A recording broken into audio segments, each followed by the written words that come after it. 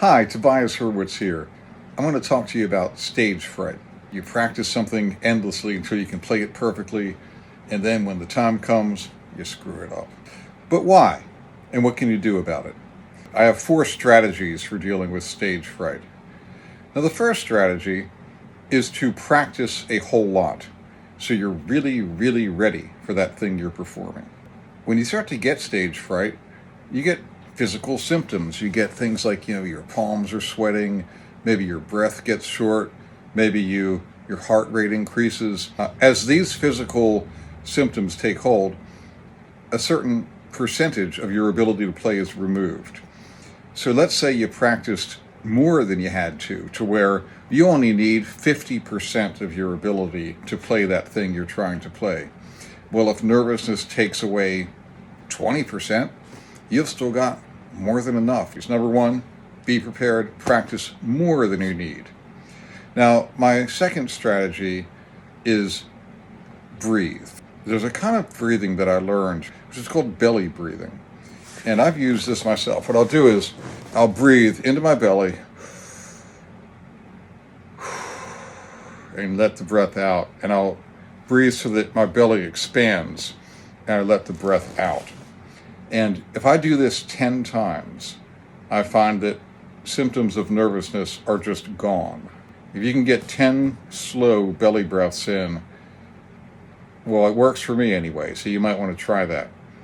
Now, another strategy I have is to choose my moment. Choose my moment to start playing the song. So let's say you're in the worst possible nervousness-provoking situation, which is the recital, where you have to walk across a creaky floor and a big stage and sit in a little wooden chair in front of a bunch of people who are waiting to play and are very nervous themselves, and you have to play an unaccompanied piece of music that is challenging for you to play. The teacher says, play. Well, you don't have to play instantly. You can choose when you start, and just a little delay, a little bit of breathing, and a little bit of sort of visualizing the hard parts of the song before you start. This might be the difference between a good performance and a bad performance. The other strategy I have has to do with concentration. When you're performing, you must think about what you're doing instead of other things, essentially.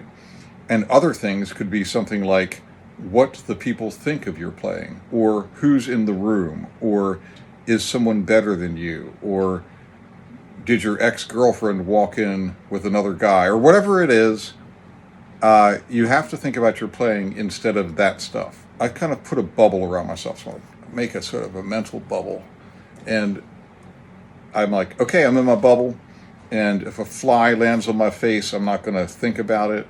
And if some guitar player is standing there all looking at me and sizing me up like he's better than me, I'm not even going to notice that. I'm just going to play my stuff. To recap, we have 4 strategies to deal with stage fright. We have practice till you're more than ready. Don't forget to breathe. Choose your moment to start. Practice the art of concentration. Think about what you're doing instead of what anyone else thinks about it. And one more tip.